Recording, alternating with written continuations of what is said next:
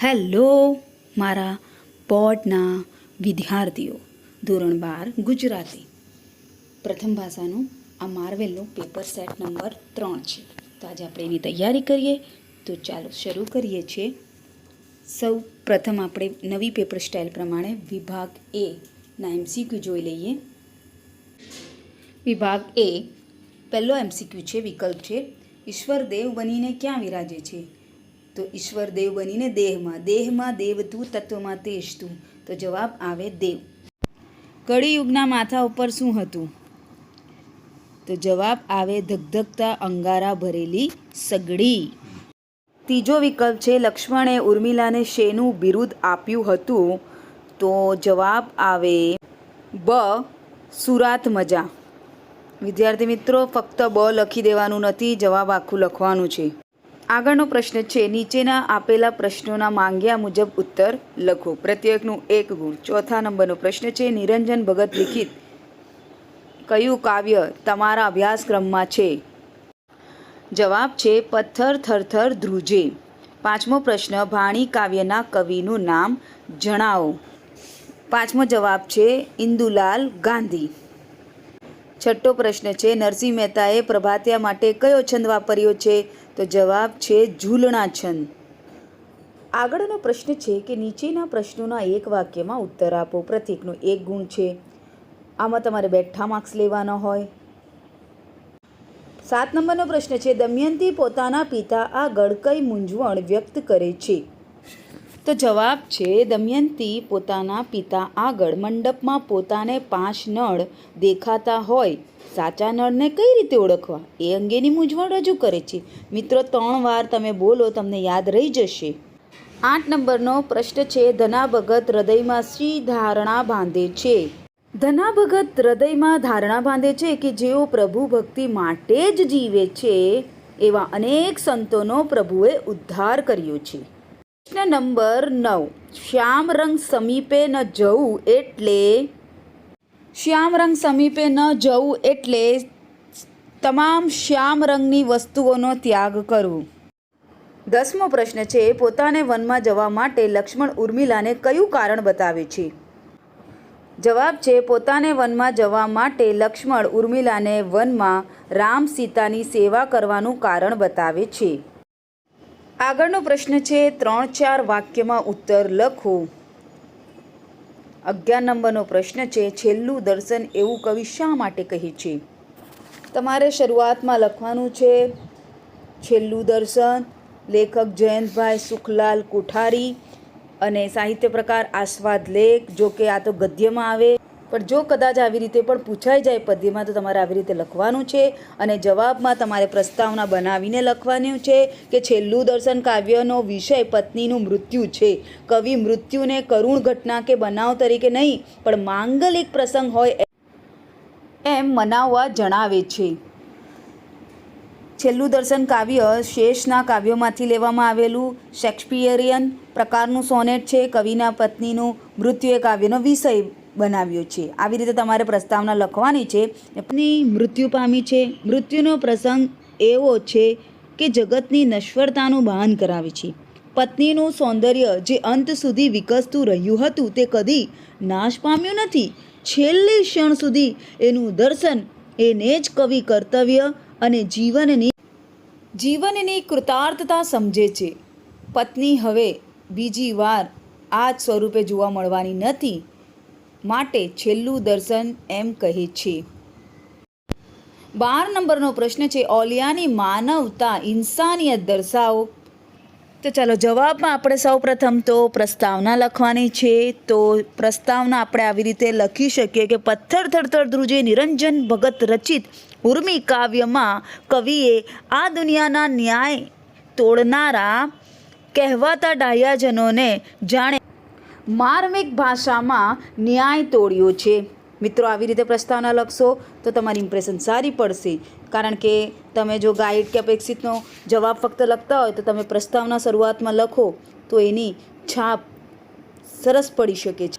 અને પછી જવાબ લખવાનું છે, જે ઓગસ્ટ 2020માં પૂછાઈ ગયું છે કે દુનિયાના કહેવાતા ડાહ્યા માણસો એક પાપી સ્ત્રીને મારી નાખવા પથ્થર ઉચકીને ઊભા છે.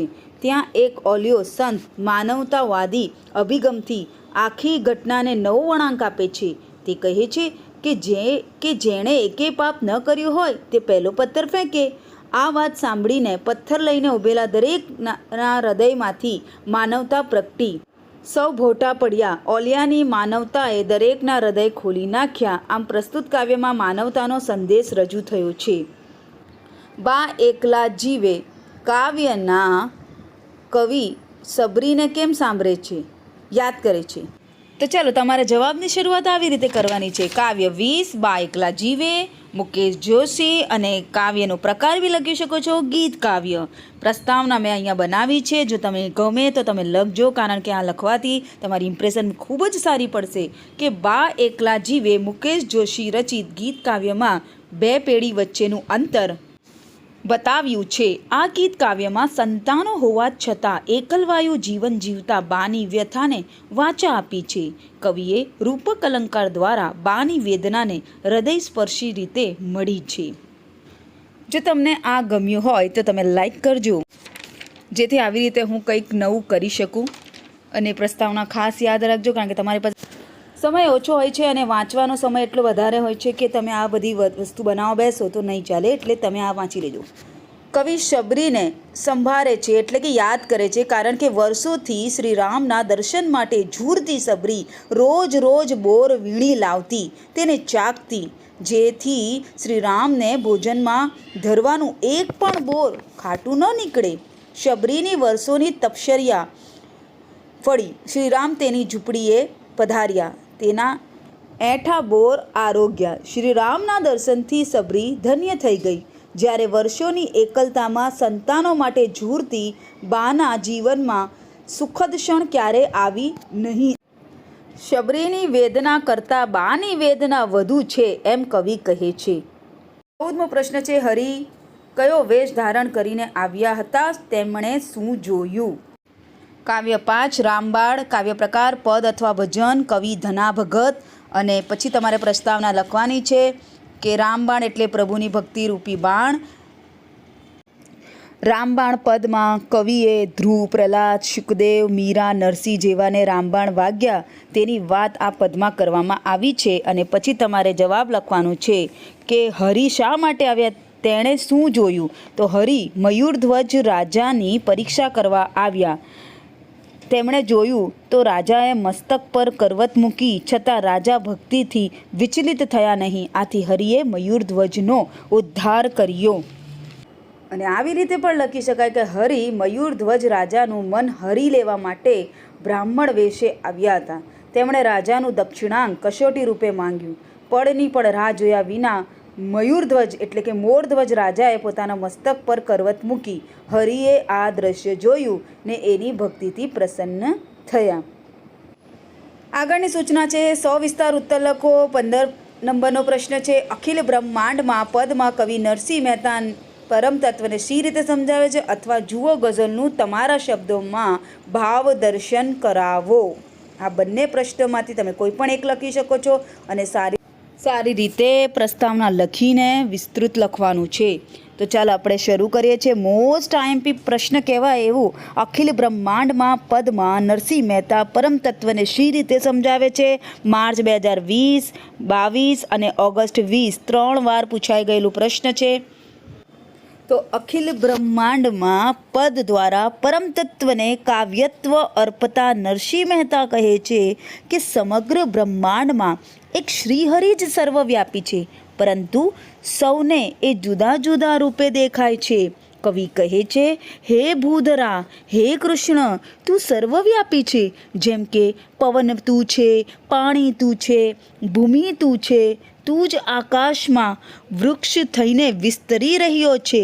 તે આવી રસમય વિવિધ રચના કરી છે. એ જ આશાએ તું શિવમાંથી જીવ થયો છે.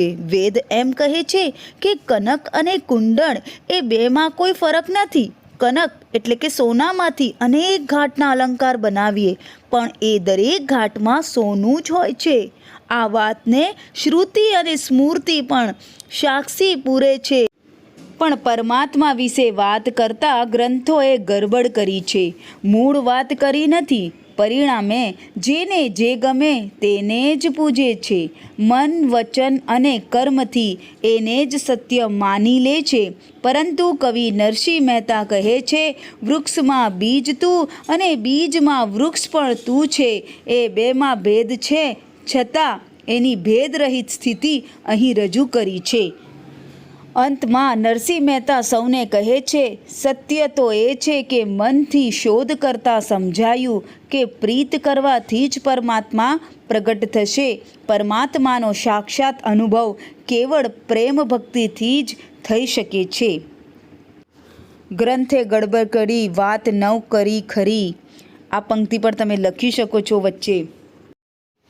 અથવામાં બીજો પ્રશ્ન છે, જુઓ ગઝલનું સમગ્રદર્શી ભાવ દર્શન કરાવો.